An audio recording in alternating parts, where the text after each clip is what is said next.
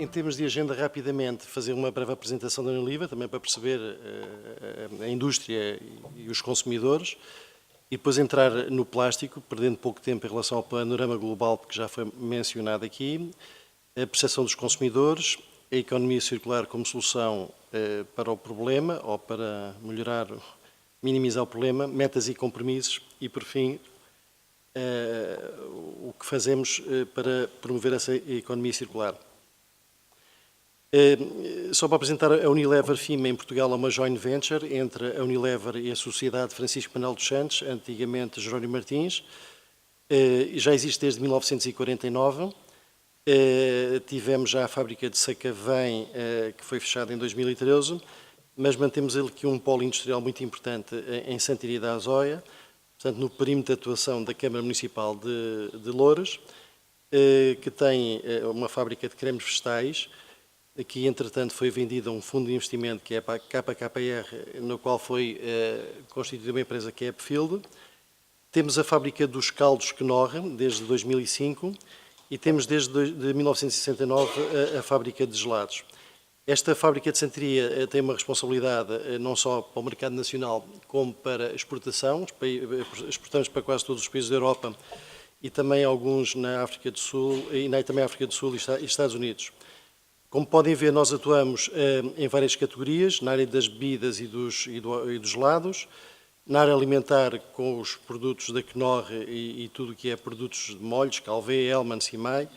Temos toda a parte de produto de higiene da casa, com os detergentes e produtos de cuidado da casa. E, por fim, a área de produtos de higiene pessoal, em que temos desodorizantes, temos produtos para a pele e produtos para o cabelo. É só para dizer que isto aqui é uma panóplia muito grande de produtos. Todos eles transversalmente utilizam plástico, mas como tenho só 15 minutos, depois no fim irei dar exemplo circunscrito a uma atividade que é as bebidas e que tem um impacto muito grande em termos de resíduos de plásticos. Relativamente ao panorama global, é importante dizer que é encarado este problema dos resíduos como um problema muito sério. Nós vemos notícias pelo mundo inteiro e, sobretudo, relacionado com estas grandes multinacionais como a Unilever, a Nestlé, a Procter, a Reckitt Benckiser, que são vistos, digamos, como responsáveis pela grande parte dos resíduos que existem no ambiente. Obviamente não é uma responsabilidade isolada, mas obviamente nós, enquanto indústria, estamos muito preocupados com isto. Já disse há pouco que é importante corresponder às expectativas dos consumidores e ter uma consciência de responsabilidade social importante, senão não sucedemos, não protegemos o emprego dos nossos empregados e, portanto, é de todo o interesse que a indústria, mesmo em regime de autorregulação, que é o que tem feito até agora, porque agora começa a aparecer a legislação, mas mesmo em regime de autorregulação tem os seus compromissos e tem a sua atividade no sentido de minimizar este impacto. Também já tem corrido, não se vê aqui muito bem, e já foi dito, portanto, no fim do século XIX começou a indústria dos plásticos, no século XX começou a ter um pico bastante grande a partir de 1950 e desde 1950 até aos dias de hoje já foram produzidas mais de cerca de 8,3 mil milhões de toneladas de plástico. Importa reter que só desde 2005 representam 50% da produção. Uma coisa que traduz muito bem que nós estamos numa economia circular, uma economia linear e não numa economia circular, é que ainda 79% vão para aterros. Ora, se vão para aterros, não estamos a promover a circularização e o auge da economia circular é de facto limitar o uso de matéria-prima para o fabrico de polímeros, para o fabrico de plásticos, ao mínimo os virgens. Portanto, criar uma política de circularização. Também só para exemplificar e para dar, relativizar, estes 8,3 mil milhões correspondem a 25 mil Empire State Buildings, ou se quiserem, 1.000 milhões de elefantes, em termos de peso. Relativamente, uma vez que estamos a falar na celebração do Dia Mundial dos Direitos do Consumidor, é importante perceber como é que os consumidores nos veem, porque de facto são a razão da nossa existência. E são feitos vários estudos pela Unilever e outras multinacionais e outras empresas, e sabemos que 54% dos nossos consumidores pretendem ter produtos sustentáveis, 69% estão particularmente preocupados em procurar embalagens mais sustentáveis e mais de 50% acreditam que a questão dos resíduos da embalagem correspondem a um dos top 10 problemas do mercado. Os consumidores, relativamente, em vários países, têm um nível de confiança muito grande, uma pouca confiança bastante elevada relativamente à forma como estas companhias, de facto, correspondem para esta problemática dos resíduos e do impacto ambiental. Perante isto, o que a indústria faz e o que tem vindo a fazer e que tem que intensificar, porque, de facto, urge fazer o mais rapidamente possível, não temos um planeta B, temos que não banir o plástico. Eu queria dizer, e já foi dito aqui, que o plástico foi uma ótima invenção. O problema é que o plástico está introduzido, ou tem estado introduzido, numa ótica de economia linear e assim está a ser mal utilizado. Ainda há bocado estava a tomar café e alguém disse assim, e estamos aqui a beber água com copos plásticos, mas é plástico. O plástico é uma coisa ótima. Hein? O problema é que a forma como ele é utilizado é que é muito má. Existe um documento que tem as 10 mais-valias dos plásticos e, de facto, demonstra bem que o plástico é uma coisa super boa a nível da medicina, a nível da energia, a nível da segurança alimentar, a nível do desperdício alimentar. É uma coisa super importante, mas não está a ser utilizada da forma mais adequada porque ainda está na onda da economia linear. Como é que nós pretendemos resolver isto? E toda a gente está mobilizada para o fazer, é exatamente passar de uma economia linear e promover uma economia circular. Acabar ou limitar ao máximo o uso de polímeros virgem e tentar, com aquilo que é produzido e é posto no mercado, circularizar e minimizar a produção dos polímeros virgem. Através da economia circular, e já foi dito aqui, e o último orador mencionou, não é feito pela indústria, é feito por um conjunto de intervenientes, desde o consumidor, à indústria, a quem faz a recolha, à educação do consumidor para que possa perceber como é que faz o depósito das suas embalagens, até para as suas escolhas enquanto compradores. Enfim, há um conjunto de intervenientes e depois há todas as instituições políticas e sociais que podem ter aqui um papel muito relevante. Ou seja, não é circunscrita a uma entidade, mas a um conjunto de entidades e resultado do trabalho conjunto é que vamos conseguir ir a algum lado.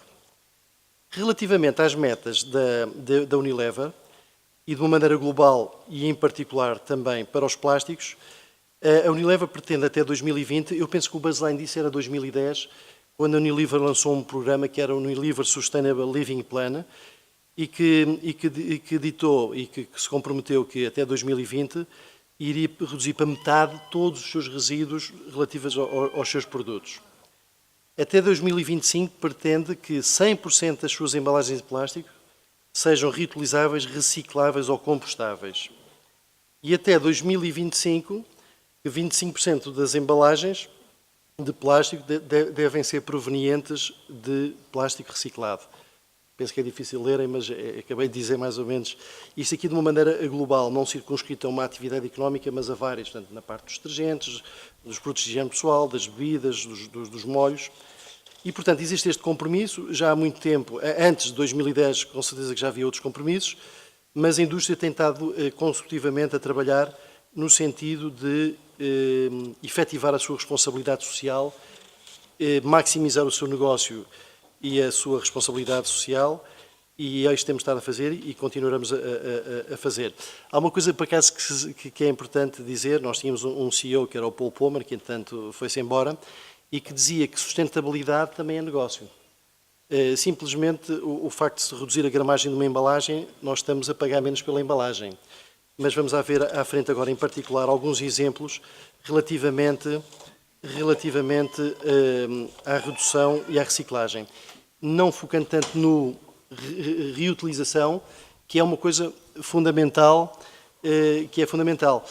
Por exemplo, nós temos na área dos caldos, em vez de estar a fornecer nas cartolinas, existe uma espécie, nós chamamos o Eurocontainer em plástico, que foi desenhado de forma que se tire o sleeve em cartolina e fica como um Tupperware.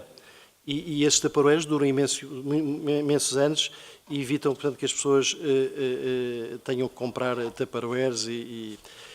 Agora, relativamente à redução. A redução, como eu estava a dizer, passa sobretudo pela redução de gramagem das nossas embalagens a todos os níveis, como também a substituição de materiais por outros mais amigos do ambiente, como é o caso do BioPET.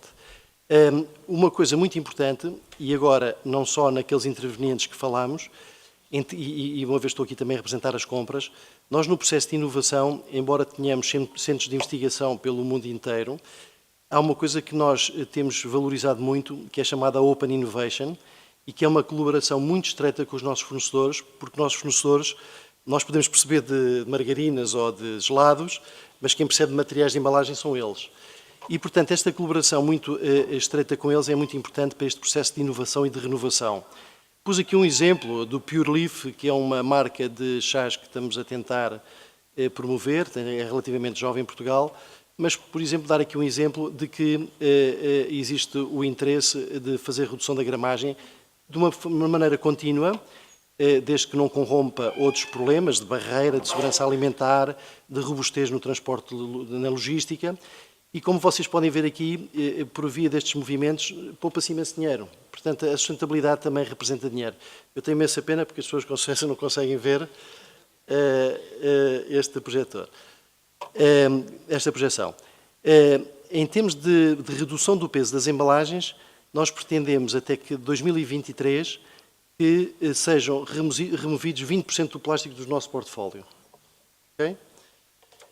Relativamente ao recycle, que talvez seja um desafio bastante grande e maior, tem a ver com a concepção das embalagens e fazê-las de maneira que sejam amigas do ambiente. E para promover a reciclagem e a reutilização e potenciar a circularização. Aqui, mais uma vez, um exemplo aplicável a bebidas, nomeadamente o Lipton Ice Tea e ao Pure Leaf.